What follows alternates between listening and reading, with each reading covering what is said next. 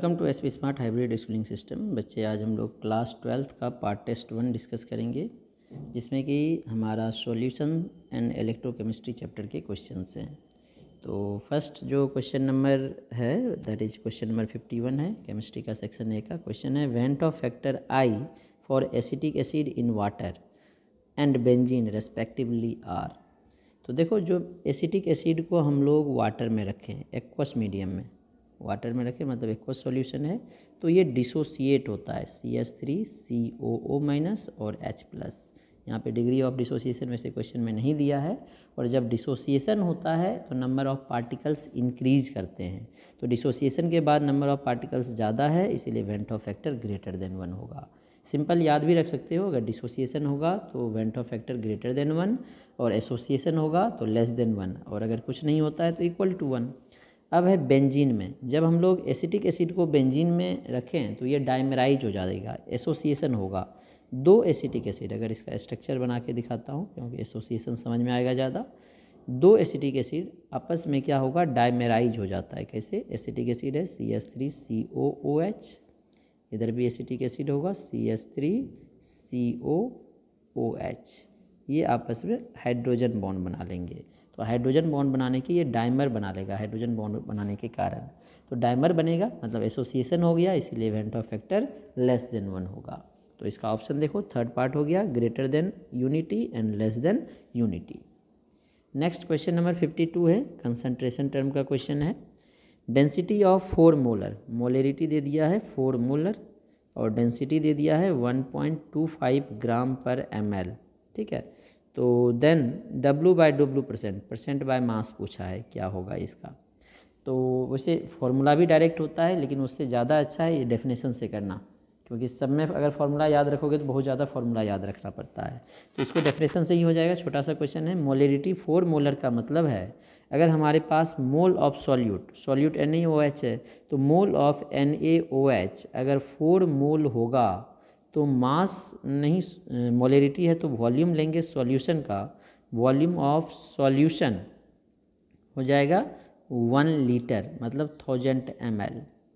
अब mole of NaOH दिया है तो इससे हम लोग मास ऑफ NaOH निकाल सकते हैं, मोल इंटू मोलर मास। तो मोलर मास NaOH का 40 होता है, तो 4 × 40 ग्राम दैट इज 160 ग्राम। NaOH का मोल निकल गया, मोल दिया था, मास निकल गया। तो mass of solute upon mass of solution लेते हैं, तो वॉल्यूम ऑफ सॉल्यूशन है, यहाँ से मास ऑफ सॉल्यूशन। तो डेंसिटी मास बाय वॉल्यूम होता है, तो मास के लिए क्या करेंगे हम लोग, density into volume. Mass of solution होगा, डेंसिटी दिया है हमारे पास 1.25 ग्राम पर ml में, और वॉल्यूम ml में ये 1000 ml, 1 लीटर जो है 1000 ml होता है, 1000, तो ये हो जाएगा हमारे पास ग्राम। तो ये हो गया 1250 ग्राम। अब यहाँ से हम लोग परसेंट बाय मास निकाल सकते हैं। Mass of solute that is 160, mass of solution 1250 into 100, ये होगा परसेंट बाय मास। अब इसको कैंसिल करते हैं, 1 0 से 1 0 कैंसिल, 25 5 जा 125, 4 जा तो 80, 16 4 जा 64 बाय 5%। अब 5 से इसको डिवाइड कर दो, 5 1 जा 5, 14 हो गया, 5 2 जा 5 8 जा 40, 12.8%। थर्ड पार्ट में है तो थर्ड पार्ट करेक्ट होगा। नेक्स्ट क्वेश्चन नंबर 53 है, इसमें क्या बोला गया, which of the following statement is correct regarding A solution of 2 components A and B exhibiting negative deviation. तो नेगेटिव डेविएशन में क्या होता है, फोर्स ऑफ अट्रैक्शन जो सॉल्यूट है, सॉल्वेंट है, इससे ज़्यादा होगा सॉल्वेंट का, ठीक है, जिसके कारण वॉल्यूम क्या होगा, डिक्रीज करेगा, delta V less than 0, delta H भी लेस देन 0। निगेटिव है तो सारा कुछ लेस देन 0 होगा। तो क्वेश्चन है, intermolecular attractive forces between AA solvent की बात कर रहा है, BB are equal to AB, ये तो आइडियल के लिए होता है, ये इनकरेक्ट है। Intermolecular attractive force between AA and BB are weaker than those of AB, ये सही है। AB का फोर्स ऑफ अट्रैक्शन ज़्यादा होगा, मतलब AA और BB का कम होगा, तो इसका सेकेंड पार्ट करेक्ट होगा। नेक्स्ट क्वेश्चन नंबर 54 है हमारे पास। 54 में है 0.2 molal aqueous solution solvent is water, molality दिया हुआ है of weak acid HX 20% ionised हो रहा है, freezing point of the solution is, solution का फ्रीजिंग पॉइंट पूछा गया है, डेल्टा TF पहले निकालेंगे, उसके लिए हमें KF का वैल्यू दिया हुआ है। तो ये हमारा कॉलिगेटिव प्रॉपर्टी का क्वेश्चन हो गया। तो डेल्टा TF निकालने के पहले सबसे पहले देखेंगे जो हमारा सॉल्यूट है HX एक्वस मीडियम में ये आयनाइज होगा, क्योंकि इसमें आयनाइजेशन कांस्टेंट भी दे दिया है। कैसे आयनाइज होगा? H+ और X- में। इनिशियली मान लो ये 1 है तो ये 0 0 होगा, 20% मतलब 0.2 अल्फ़ा की वैल्यू, परसेंटेज में 20% है तो 100 से डिवाइड कर देंगे 0.2, तो T = T' पे क्या होगा 1 - alpha, alpha 0.2, this is 0.2, this is also 0.2। तो वेंट ऑफ फैक्टर डिसोसिएशन के बाद 1 - 0.2 + 0.2 + 0.2 डिवाइडेड बाय पहले 1 + 0 + 0 1, एक तो कैंसिल हो गया, दैट इज 1.2 आ गया। ठीक है, अब डेल्टा TF निकालेंगे। डेल्टा TF इसमें डिसोसिएशन हो रहा है तो इसीलिए वेंट ऑफ फैक्टर कंसीडर करेंगे I × KF × M। तो I की वैल्यू 1.2, KF है 1.86 और मोलेलिटी दिया है क्वेश्चन में 0.2 मोलल। ठीक है, 0.2। अब इसे मल्टीप्लाई कर देते हैं तो ये हमारा वैल्यू आ रहा है मल्टीप्लाई होके 0.4404 डिग्री सेल्सियस। अब डेल्टा TF निकल गया तो डेल्टा TF क्या होता है, फ्रीजिंग पॉइंट में डिप्रेशन होता है तो freezing point of solvent minus freezing point of solution. तो फ्रीजिंग पॉइंट ऑफ सॉल्यूशन अगर निकालना है तो ये क्या हो जाएगा हमारे पास फ्रीजिंग पॉइंट, अच्छा इसमें देख लो फ्रीजिंग पॉइंट कितना दिया है, TF0 माइनस डेल्टा TF करना पड़ेगा, और TF0 एक्वस सॉल्यूशन है तो वाटर का फ्रीजिंग पॉइंट 0 डिग्री सेल्सियस होता है, डिग्री सेल्सियस में दिया है, और delta TF minus 0.4404 degree Celsius में आ जाएगा, तो ये आ गया माइनस 0.4404 डिग्री सेल्सियस। तो देखो किस में आ रहा है, माइनस 0.45 राउंड फिगर में, तो इसका सेकेंड पार्ट करेक्ट होगा। नेक्स्ट 55 नंबर क्वेश्चन है, ये स्टेटमेंट बेस्ड क्वेश्चन है। तो फर्स्ट स्टेटमेंट पढ़ते हैं, the process of flow of solvent through semipermeable membrane from pure solvent to solution is called osmosis. Osmosis में यही होता है हमारे पास, जो प्योर सॉल्वेंट है उससे सॉल्यूशन की तरफ मूव करेगा, या बोल सकते हैं लोअर कंसनट्रेशन से हायर कंसनट्रेशन की तरफ फ्लो होता है सॉल्वेंट का थ्रू SPM। ठीक है, तो ऑस्मोसिस का डेफिनेशन सही है, स्टेटमेंट 1 करेक्ट। सेकेंड है, the process of osmosis can be reversed if a higher pressure than osmotic pressure is applied on the solution side. ये भी सही है, क्योंकि जो ऑस्मोसिस होता है ये क्यों होता है, जिधर कंसंट्रेशन ज़्यादा है उधर वेपर प्रेशर कम होगा, जिधर कम है उधर ज़्यादा होगा, तो हाई वेपर प्रेशर से लो वेपर प्रेशर की तरफ सॉल्वेंट का वेपर मूव करता है। लेकिन जिधर कम वेपर प्रेशर है उधर अगर हम लोग ज़्यादा प्रेशर अप्लाई कर दें जिससे कि दूसरे साइड से इसका वेपर प्रेशर ज़्यादा हो जाए, तो सॉल्वेंट का जो फ्लो है अपोजिट हो जाएगा, जिसे हम लोग रिवर्स ऑस्मोसिस बोलते हैं। तो दोनों करेक्ट है, दोनों करेक्ट फर्स्ट ऑप्शन में है, तो इसका फर्स्ट ऑप्शन करेक्ट होगा। नेक्स्ट 56 नंबर क्वेश्चन है, ये असर्शन एंड रीजन टाइप का क्वेश्चन है। तो असर्शन पहले पढ़ते हैं, solubility of gas in liquid decreases with rise in temperature, एकदम सही है। पिछले क्लास में हमने देखा भी था, जो सॉल्युबिलिटी है ये इन्वर्सली प्रोपोर्शनल होता है टेम्परेचर के, एंड इन्वर्सली प्रोपोर्शनल होता है KH के, हेनरीज लॉ में। Solubility of gas in liquid is an exothermic, reason है हमारे पास, solubility of gases in liquid is an exothermic process, so solubility decreases with rise in temperature according to Le Chatelier principle. ये भी reason है, सही reason है, ये भी करेक्ट है, और दोनों को एक्सप्लेन कर रहा है। क्यों? क्योंकि हमने ली चैटेलियर प्रिंसिपल में पढ़ा था, अगर हमारे पास एक्सोथर्मिक प्रोसेस हो, एक्सोथर्मिक प्रोसेस में अगर टेम्परेचर बढ़ाते हैं तो बैकवर्ड प्रोसेस होता है। तो solubility of gas in liquid exothermic process है, तो इसमें अगर टेम्परेचर बढ़ाएंगे तो बैकवर्ड प्रोसेस होगा, मतलब सॉल्युबिलिटी घटेगा, जो गैस डिजॉल्व हो रहा है वो बाहर निकलना स्टार्ट हो जाएगा। तो बोथ करेक्ट है, और रीजन एक्सप्लेन भी कर रहा है, इसलिए ए पार्ट इसका आंसर होगा। नेक्स्ट 57 नंबर क्वेश्चन है हमारा। 57 में, the values of observed and normal molecular weight of calcium nitrate are respectively, observed और नॉर्मल दोनों दिया हुआ है। The percentage dissociation of calcium nitrate will be, तो इसके लिए सबसे पहले हम लोग वेंट ऑफ फैक्टर निकालेंगे। वेंट ऑफ फैक्टर जो है normal molecular mass upon observed molecular mass होता है। तो नॉर्मल मॉलिकुलर मास है इसका 164, एंड ऑब्जर्व्ड है 65.6। तो अब इसे डिवाइड करते हैं तो ये आ रहा है 2.5, मतलब वेंट ऑफ फैक्टर 1 से ज़्यादा है, डिसोसिएशन हो रहा है। तो जो कैल्शियम नाइट्रेट है अब ये किस तरह से डिसोसिएट होगा, देखो कैल्शियम नाइट्रेट सॉल्ट है CaNO3 होल 2, तो ये डिसोसिएट होगा Ca2+ और 2NO3 माइनस, ऐसे ही डिसोसिएट होगा। अब स्टार्टिंग में अगर ये 1 होगा तो ये 0 0, ये अगर 1 माइनस अल्फ़ा होगा तो ये अल्फ़ा, ये 2 अल्फ़ा, तो इसी अल्फ़ा की वैल्यू हमें कैलकुलेट करनी है। ठीक है, तो आई की वैल्यू होती है डिसोसिएशन के बाद कितने पार्टिकल है, 1 minus alpha plus alpha plus 2 alpha. पहले कितना है 1 + 0 + 0 1, तो एक अल्फ़ा से अल्फ़ा कैंसिल हो गया, आई की वैल्यू 2.5, 2.5 इक्वल हो गया 1 + 2 अल्फ़ा। तो यहाँ से 2 अल्फ़ा हो गया, 2.5 - 1 दैट इज़ 0.5।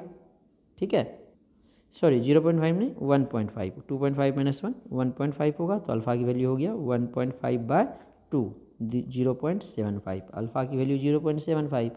तो अगर इसे परसेंटेज में निकालना है तो 100 से मल्टीप्लाई करेंगे, दैट इज़ इक्वल टू 75%। तो थर्ड पार्ट है, तो थर्ड पार्ट इसका करेक्ट होगा।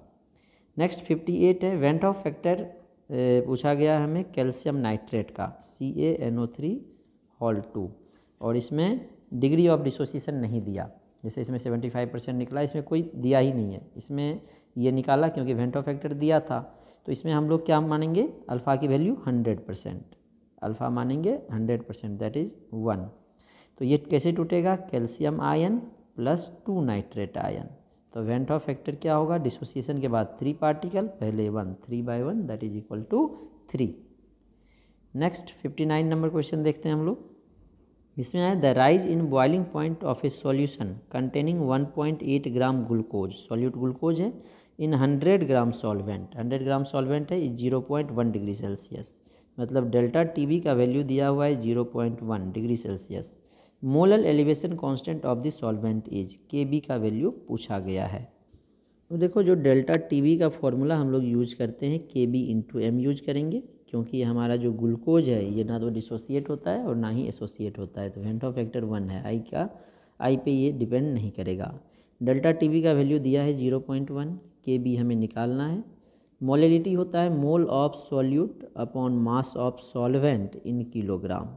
ठीक है, 0.1 हो गया KB, मोल ऑफ सॉल्यूट क्या होगा 1.8 ग्राम है ग्लूकोज, और ग्लूकोज का मोलर मास होता है 180, divided by mass of solvent 100 ग्राम है, इन KG में है तो 1000 से डिवाइड करेंगे, तो ये आ गया हमारे पास 0.1 equals to KB into 1.8/180 into ये 1000 ऊपर चला जाएगा बाय 100, 2 0 कैंसिल, ये 0 यहाँ से कैंसिल, इसका डेसिमल हटाएंगे तो नीचे 10 हो जाएगा।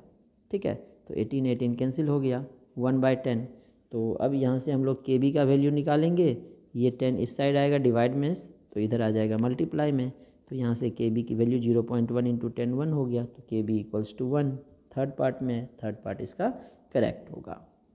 नेक्स्ट क्वेश्चन नंबर 60 है हमारे पास, density of 1 molar solution of compound A, molarity 1 molar है, मोलर मास A का दिया है 120 ग्राम पर मोल, density 1.12 gram per ml, molality of solution. इस टाइप का क्वेश्चन हमने पहले भी डिस्कस किया है।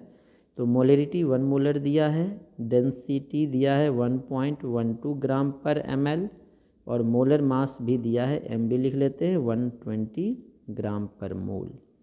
तो इसके लिए हमने अगर डेफिनेशन से निकालोगे तो ये बड़ा लेंदी क्वेश्चन हो जाता है, इसके लिए हमने बोला था फॉर्मूला याद रखना, 1/m equals to D/m minus MB/1000। ठीक है, तो ये वाला मोलैलिटी निकालना है, तो 1/m, D डेंसिटी है ग्राम पर ml में, ऑलरेडी ग्राम पर ml में है, अपॉन मोलैलिटी 1 है, MB 120 है, अपॉन 1000, तो 1 0 कैंसिल कर देते हैं, 1/m की वैल्यू अब आ जाएगी हमारे पास 1.12 माइनस ये 0.12 हो गया। ठीक है, तो 1.12 माइनस 0.12 1 हो जाता है, तो m इक्वल्स टू इसका रेसिप्रोकल 1/1 इक्वल्स टू 1, तो 1 मोलर हो गया, 1 मोलर थर्ड पार्ट में है, थर्ड पार्ट इसका करेक्ट होगा। नेक्स्ट क्वेश्चन नंबर है अब हमारे पास 61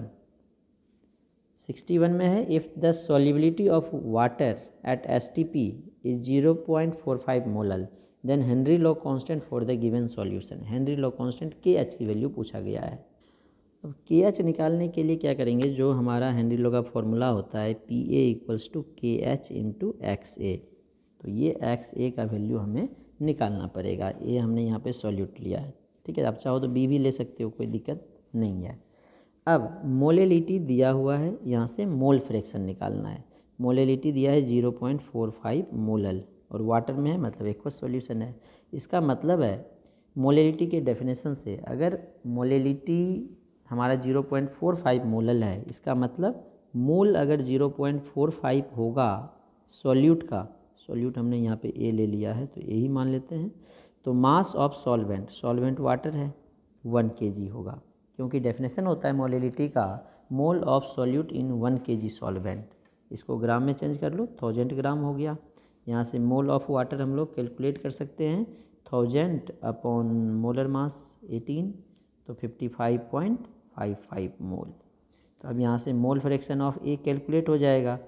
mole of A 0.45 upon total mole 0.45 plus 55.55, तो सॉल्व करें 0.45, ये हो गया 0, 5 9 10, ये 56, 0.45 बाय 56, तो रहने देते हैं ऐसे ही, बाद में सॉल्व कर लेंगे। एक्स से निकल गया।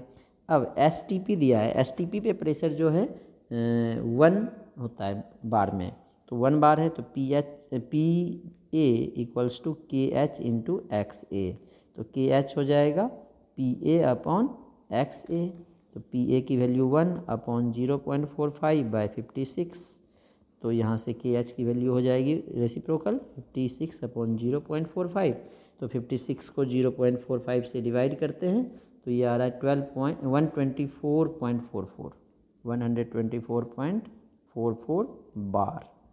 तो हमारा ऑप्शन किलो बार में है, तो 1000 से डिवाइड कर देते हैं 1.2444 किलो बार। तो ये ऑप्शन देख लो कौन सा आ रहा है, 1000 से डिवाइड करना है ना, तो 3 है, तो 0.1244 हो जाएगा, तो ए पार्ट है, ए पार्ट करेक्ट होगा। तो 61 के बाद 62 नंबर क्वेश्चन है हमारे पास। 62 में है the freezing point depression constant for water is, K F की वैल्यू दे दिया है। If 5 gram sodium sulphate is dissolved in 50 gram water, freezing point change to, मतलब डेल्टा टी एफ की वैल्यू दे दिया है। तो van't Hoff factor of sodium sulphate, तो सोडियम सल्फेट जो है इलेक्ट्रोलाइट है, तो डेल्टा टी एफ होगा i into K F into m, ठीक है।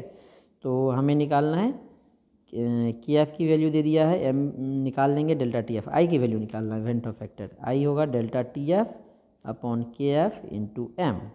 तो डेल्टा टी एफ क्वेश्चन में हमें दे दिया था 3.72, के एफ की वैल्यू दिया है 1.86 इंटू मोलेलिटी। अब हमें जो है मोलेलिटी निकालना है, ठीक है। तो क्या आ गया 3.72, वैसे इसको कट ही कर दो, 6 दूनी 12, 8 दूनी 16, 17, ये 2 बार में कट हो जाएगा, ये 2, तो ऊपर 2 बाय मोलेलिटी, तो 2 अपॉन मोलेलिटी होगा mole of solute upon mass of solvent. तो सॉल्यूट है हमारे पास 5 ग्राम और डिवाइडेड बाय मोलर मास, क्योंकि मोल होता है मास अपॉन मोलर मास, और सोडियम सल्फेट का मोलर मास दिया है 142 divided by mass of solvent in kilogram, mass of solvent है 50 ग्राम, तो किलोग्राम में 50 अपॉन 1000। अब इसको सॉल्व कर लेते हैं, 2 divided by 5 upon 142 into 1000 upon 50, अब ये 0 कैंसिल, 5 कैंसिल, 100 बाय 142, तो क्या लिखेंगे 2 अपॉन 100 इंटू 142 ऊपर चला जाएगा, तो ये हो गया 284 बाय 100, 2.84, तो 2.84 हमारा सेकेंड पार्ट में है, तो सेकेंड पार्ट इसका करेक्ट होगा। नेक्स्ट 63 नंबर क्वेश्चन है। 63 में क्या बोला गया है, ये assertion and reason type question है।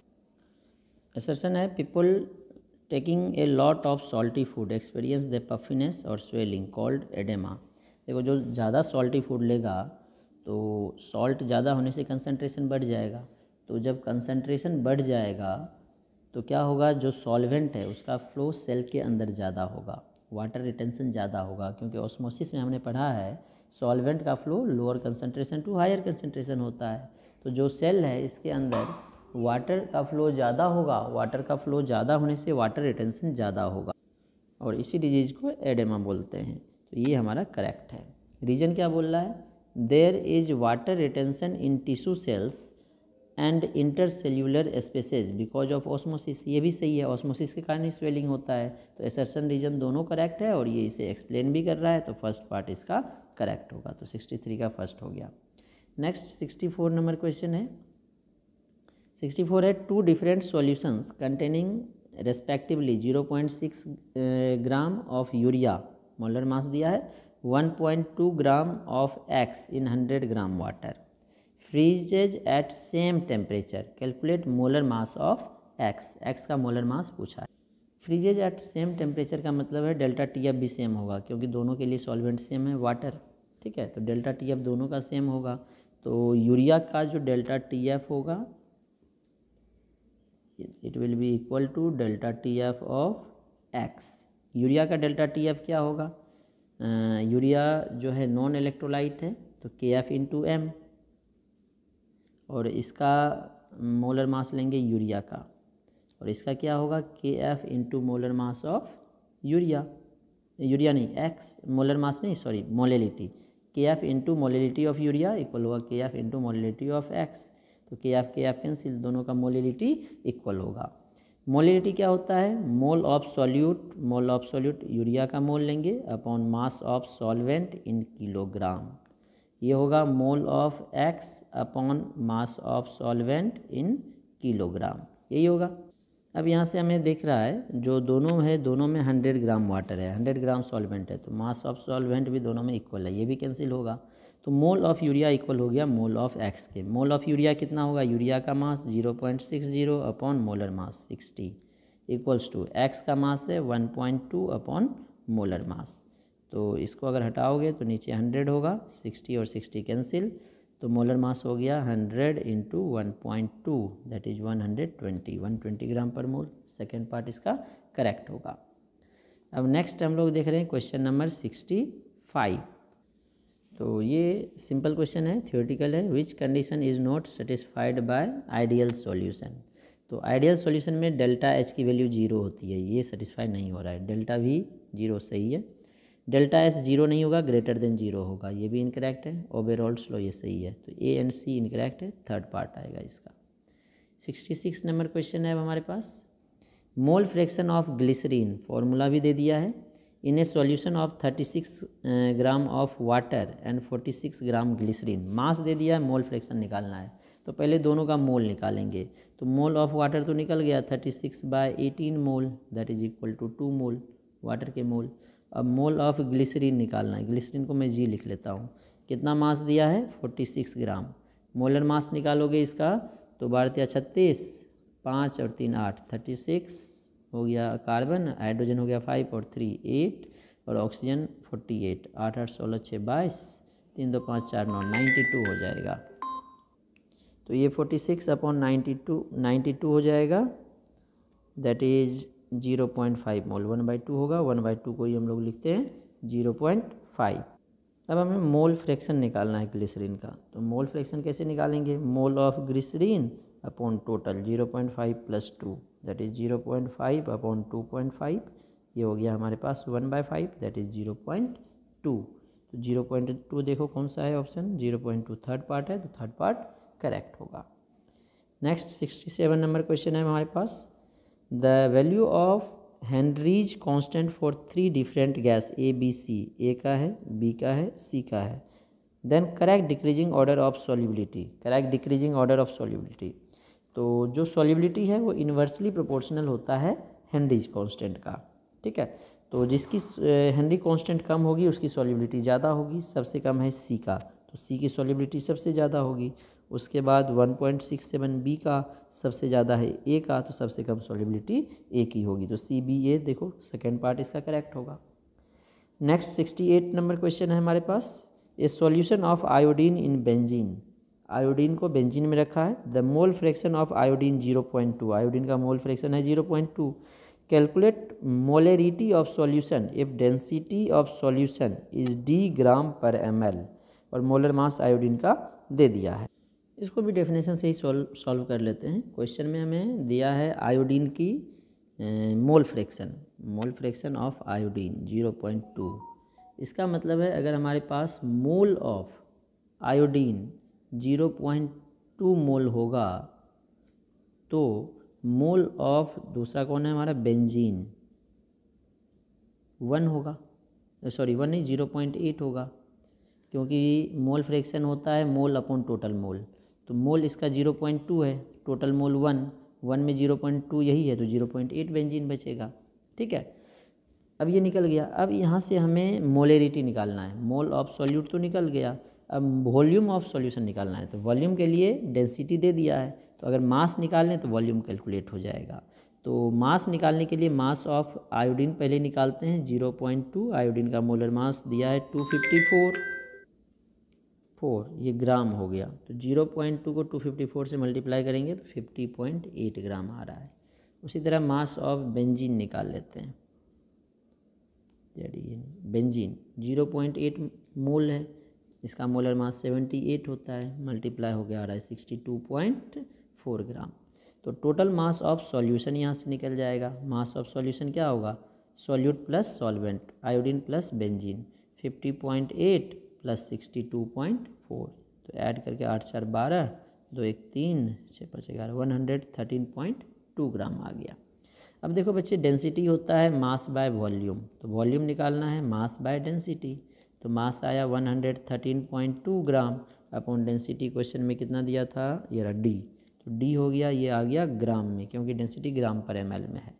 तो अब इसे हमें लीटर, सॉरी वॉल्यूम है तो ग्राम नहीं, वॉल्यूम तो मिलीलीटर में होता है, तो ये मिलीलीटर में आ जाएगा, क्योंकि डेंसिटी हमारा ग्राम में दिया है, ग्राम पर ml में दिया है। तो अब ये वॉल्यूम आ गया मिलीलीटर में, तो लीटर में चेंज कर दो, 1000 से डिवाइड करेंगे तो 113.2 अपॉन डी इंटू 1000 लीटर हो गया वॉल्यूम। अब यहाँ से मोलरिटी निकाल सकते हैं। मोल ऑफ सॉल्यूट आयोडीन का 0.2 डिवाइडेड बाय वॉल्यूम 113.2 डिवाइड, इसको ऊपर ही कर देते हैं, D into 1000 molar.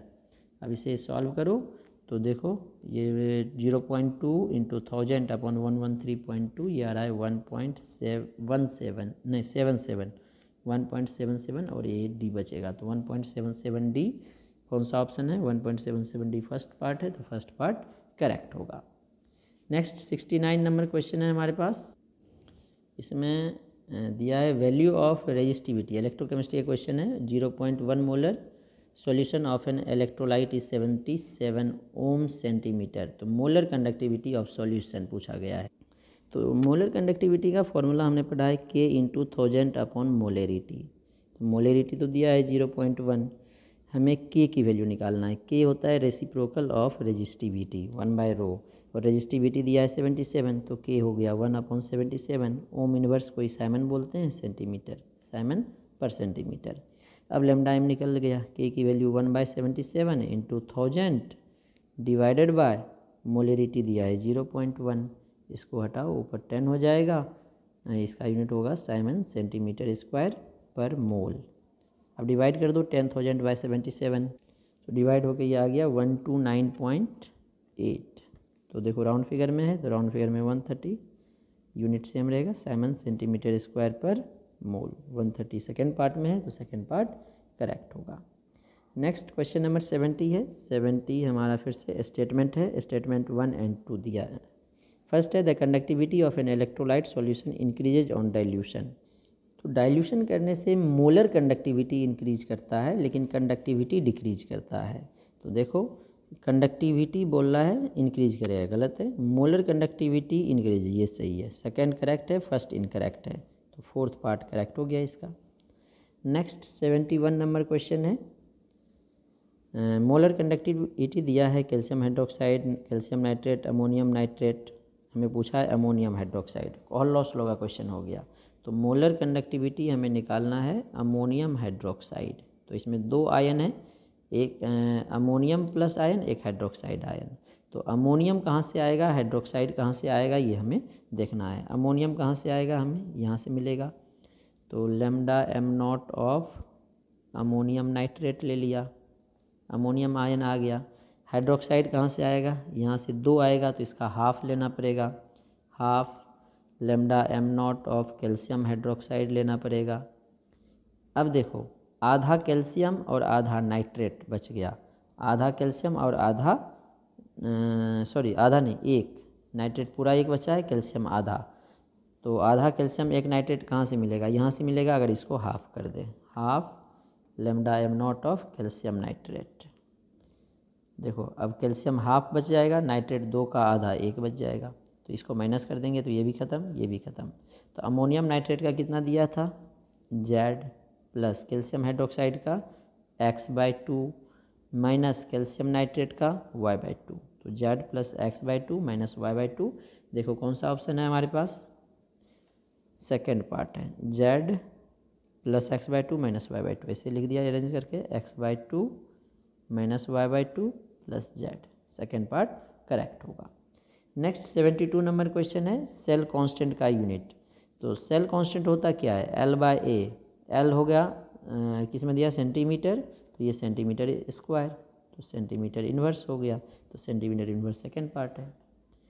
Next 73 number question है, reduction potential of hydrogen electrode which is placed in a solution of pH4 और प्रेशर, पार्शियल प्रेशर हाइड्रोजन का 1 atm दिया हुआ है। तो ये क्वेश्चन जो है नर्स्ट इक्वेशन का हो गया। नर्स्ट इक्वेशन में क्या होगा, देखो जो हाइड्रोजन इलेक्ट्रोड है H+ इलेक्ट्रॉन गेन करेगा और हाइड्रोजन गैस बनाएगा, ठीक है, ये एक्वस में है। तो H+ है क्या, pH4 है हमारे पास, pH4 है, pH होता है -log-10 concentration of H+ ion, ये 4 है।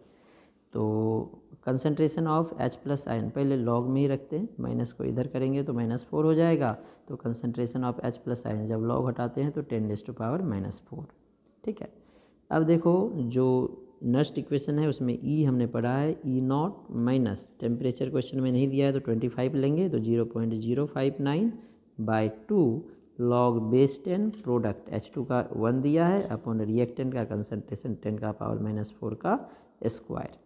तो E इक्वल्स टू हाइड्रोजन के लिए स्टैंडर्ड इलेक्ट्रोड पोटेंशियल 0 होता है, 0.059/2 log-10 1/10⁻⁻8 हो जाएगा। ये स्क्वायर क्यों किया, क्योंकि कोफिशिएंट 2 था, ठीक है। अब इसे सॉल्व करो, -0.059/2 log-10, ये माइनस ऊपर जाएगा तो प्लस हो जाएगा, log m का पावर n हो गया, 0.059/2 log m का पावर n होता है n log m, और log 10 की वैल्यू 1, 2 4 जा 8, तो ये निगेटिव में हो गया, 4 से मल्टीप्लाई करो, 4 9 36, 3 4 5 20 3 23, तो निगेटिव में 0.236, तो निगेटिव में देखो 0.236 नहीं है, 0.24 है, राउंड फिगर कर दिया, -0.24, ये 5 से ज़्यादा है 6, इसलिए एक बढ़ जाएगा। नेक्स्ट 74 नंबर क्वेश्चन है हमारे पास, given the standard electrode potential, reduction का दिया है, सबका रिडक्शन पोटेंशियल दिया हुआ है, ठीक है, सेलेक्ट दी करेक्ट स्टेटमेंट। तो इसमें हम लोग कंसेप्ट क्या लगाते हैं, जिसका रिडक्शन पोटेंशियल ज़्यादा होता है उसका रिडक्शन, जिसका कम होता है उसका oxidation.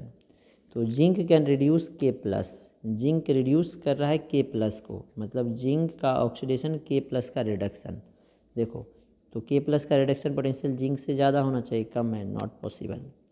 Zinc can reduce Ag+, ठीक है, तो जिंक रिड्यूस कर रहा है, मतलब जिंक का कम होना चाहिए, Ag+ का ज़्यादा, जिंक का कम Ag+ का ज़्यादा, ये तो ठीक है। Cr3+, जिंक का कम Cr3+ का ज़्यादा, माइनस, और ये -0.74, ये ज़्यादा है, ये भी ठीक है, बट नॉट K+, क्योंकि K+ का इससे कम है, तो ये K+ को रिड्यूस नहीं कर पाएगा, ये सही हो गया सेकेंड पार्ट इसका। नेक्स्ट 75 नंबर क्वेश्चन है हमारे पास, given below are 2 statement based question है, एसर्शन एंड रीजन टाइप का क्वेश्चन। तो देखते हैं, एसर्शन है electrode potential increases with increase in size of metal rod. तो जो इलेक्ट्रोड पोटेंशियल है ये कंसंट्रेशन पे डिपेंड करता है, टेम्परेचर पे डिपेंड करता है, ये जो है साइज पे डिपेंड नहीं करता है, तो ये इनकरेक्ट है।